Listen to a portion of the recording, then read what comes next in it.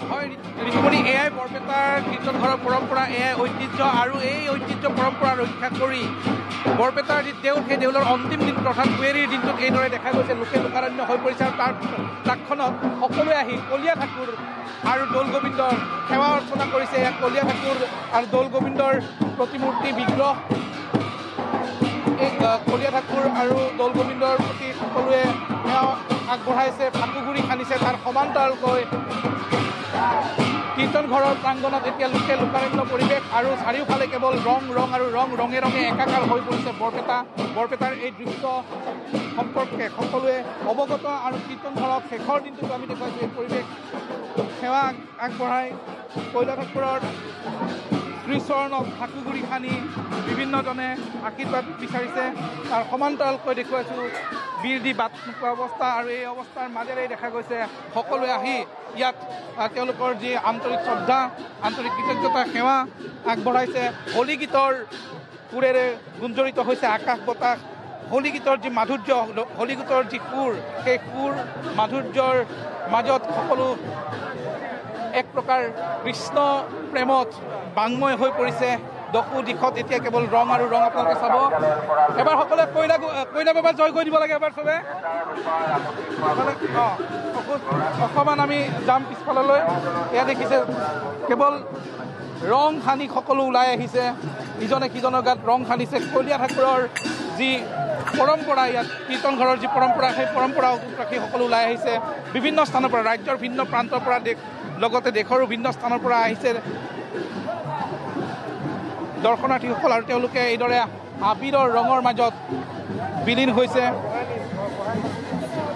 বৰপেটা কীৰ্তন ঘৰৰ এই যি 450 বছৰীয়া পৰম্পৰা, সেই পৰম্পৰা অটুট ৰাখি এইদৰে হোলী গীতৰ সুৰ মূৰ্ছনা চাৰিওফালে গুঞ্জৰিত হৈ আছে। আমি পুনৰ হোলী গীতৰ মাজলৈ যদি সম্ভৱ হয় সোমাই যাম।